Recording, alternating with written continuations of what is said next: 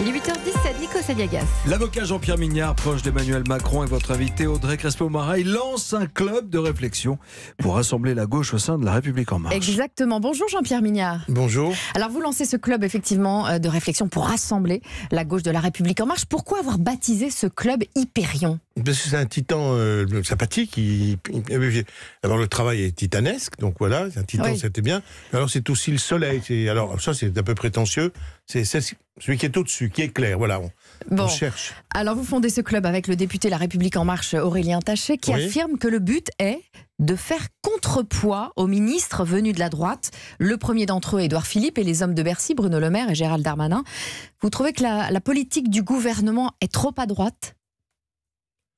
Je veux dire, la politique du gouvernement est trop à droite. C'est très difficile à la situer, puisque dans les derniers mois, on a eu effectivement la crise des Gilets jaunes, crise sociale grave, donc qui effectivement a beaucoup modifié l'ordonnance de ce qui avait été prévu. Mais ça, c'est la vie politique.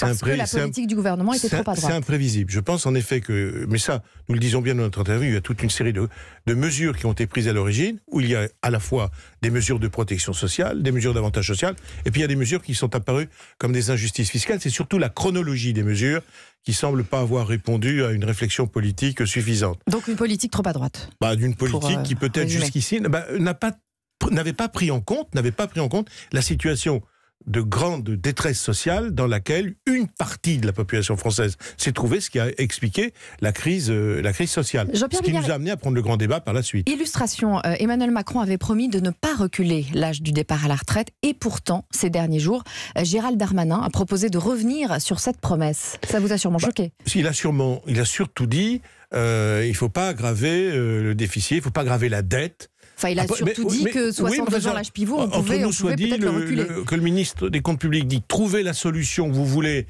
mais à condition qu'on n'augmente pas la dette et que le déficit ne soit pas creusé. Je pense que sur ce point, on ne peut pas lui faire reproche, il est dans son rôle. Mais pendant la campagne d'Emmanuel Macron, vous étiez le président de son comité d'éthique. Oui. Est-ce que ce serait conforme à l'éthique de trahir une promesse de campagne, de ne pas toucher aux 62 ans ? Sur ce point, dès lors que c'est une conviction politique, qu'elle est sincère et qu'elle est dite, c'est pas un problème d'éthique. Il défend une position aujourd'hui. Après tout, on peut avoir Donc on peut revenir sur une promesse de campagne. Le problème, c'est le président de la République qui décidera, c'est le Parlement, c'est les citoyens tels qu'ils le décideront. Puis n'oublions pas que sur ce sujet, Jean-Paul Delevoye était chargé, en concertation avec les syndicats, de faire des propositions. Jean-Paul Delevoye, il est très clair, il dit on ne touche pas aux 62 ans. Moi, c'est aussi ma position. Mais ce que nous disons aussi, il y a un âge légal, 62 ans, on peut mettre quand même beaucoup de souplesse dans tout cela, quand même, il ne faut pas exagérer. L'objectif, c'est comment faire cesser qu'il n'y ait pas de peur individuelle et qu'il y ait une prise en charge collective qui soit tenable. Voilà. Jean-Pierre Mignard, les retraités sont dans la rue aujourd'hui. Édouard Philippe pourrait revenir sur sa décision d'août dernier de désindexer les pensions de retraite de l'inflation. Vous souhaitez qu'il se désavoue ? C'est pas se désavouer, je pense que c'est un homme, moi je trouve très estimable dans sa manière de conduire la politique. Je trouve qu'il y a une intégrité intellectuelle chez le Premier ministre. Je suis pour ma part, je peut-être me tromper, je suis convaincu qu'il reviendra dessus. Qu'il reviendra sur la question. Cette désindexation. Vous souhaitez qu'il revienne sur cette désindexation ? Je pense sur ce point rien dans ce pays ne doit être fait qui fasse que les gens soient dans la crainte, dans la peur. Ça, c'est capital. Donc c'est incontournable, on doit réindexer les pensions de retraite. Je pense qu'en effet, il faut sur ce point revenir en arrière. Ça me semble essentiel. Il ne faut pas que les retraités soient plongés dans la crainte. La politique, c'est d'abord cela. C'est que les citoyens ne vivent pas dans la crainte, c'est la seule manière d'ailleurs qu'ils vivent bien ensemble et que nous n'ayons pas des conflits sociaux et des drames sociaux. Jean-Pierre Mignard, vous qui ouvrez un club de réflexion au sein de La République En Marche, voilà un bon sujet de réflexion. La privatisation d'ADP est-elle une mesure de droite ou de gauche ? Il faudra savoir quel est le contrôle que l'État aura sur la privatisation-concession. Il faudra savoir. La privatisation, c'est pas forcément de droite. Non, la gauche en a fait quand même beaucoup de privatisation. France Télécom et d'ailleurs, Lionel Jospin qui était indéniablement un homme de gauche. Donc vous n'êtes pas contre la privatisation ? Non, la question c'est est-ce que les contrats seront respectés ? De quels moyens sera doté l'État ? et dans quel état allons-nous retrouver l'aéroport de Paris 70 ans après? L'opposition a sorti une carte inédite. Elle a voté hier en faveur d'un référendum d'initiative partagée sur la privatisation d'ADP. Quand vous voyez les Républicains s'associer aux communistes pour combattre le gouvernement, les Républicains s'associent aux communistes, je répète, ça devrait vous prouver que droite et gauche, ça ne veut plus rien dire? Sur certaines questions, c'est la preuve qu'en effet, c'est un conflit qui peut être surmonté. C'est une fronde de refus. Tous ces gens nous ont fait beaucoup le reproche d'avoir surmonté sans principe. Eux ont décidé de surmonter leur opposition sur la question d'ADP. Je vais vous dire, on peut avoir une bonne utilisation de ce qu'ils ont fait. Parce que ça peut amener aussi le gouvernement à être très vigilant, très strict vis-à-vis du concessionnaire et dire nous n'allons pas concéder à n'importe quel prix et notre contrôle sera strict. Vous n'êtes pas opposé en tout cas à cette privatisation? Non, encore une fois, c'est de quel contrôle disposerons-nous? C'est la vraie question. Jean-Pierre Mignard, hier soir, lors du débat diffusé sur Europe 1 et CNews, les Insoumis avec Adrien Quatennens et le PS avec Olivier Faure ont réclamé le rétablissement de l'ISF. Vous qui êtes de gauche, voulez-vous rétablir l'ISF? C'est vrai que le rétablissement de l'ISF ne nuirait pas à mon sommeil. Mais encore une fois, quelle est l'efficacité du rétablissement de l'ISF? Est-ce que c'est une mesure symbolique, vu le rapport qui était la sienne? Est-ce que nous pouvons vivre de symboles?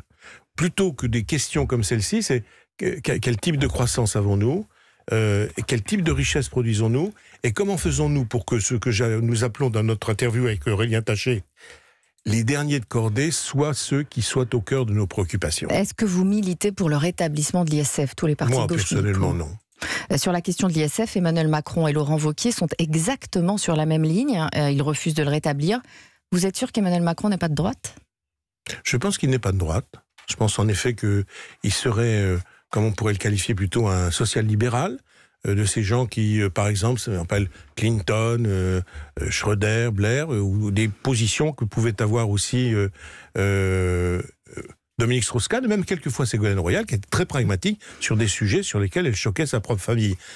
C'est qu'est-ce qui est efficace, mais à une condition. C'est que tous ceux qui sont dans les situations sociales les plus exposées soient au cœur de notre préoccupation. C'est ça qui compte. Efficace et d'abord pour eux. Mais Jean-Pierre Mignard, si on admet qu'il n'y a pas la moindre divergence, ce qu'on nous explique, entre le Premier ministre et le Président, puisqu'Édouard Philippe est de droite, ça veut dire qu'Emmanuel Macron est lui aussi de droite. Ça, je vous trouve quand même extrêmement rapide, parce que finalement, nous sommes beaucoup de gauche à l'intérieur de ce mouvement, on n'est pas devenus de droite. Vous avez du mal à peser quand même. Non, c'est pas à peser, c'est qu'est-ce qu'on fait ensemble? Qu'est-ce qu'on fait ensemble? Tenez, Édouard Philippe pourrait s'adresser à vous quand il dit ceci.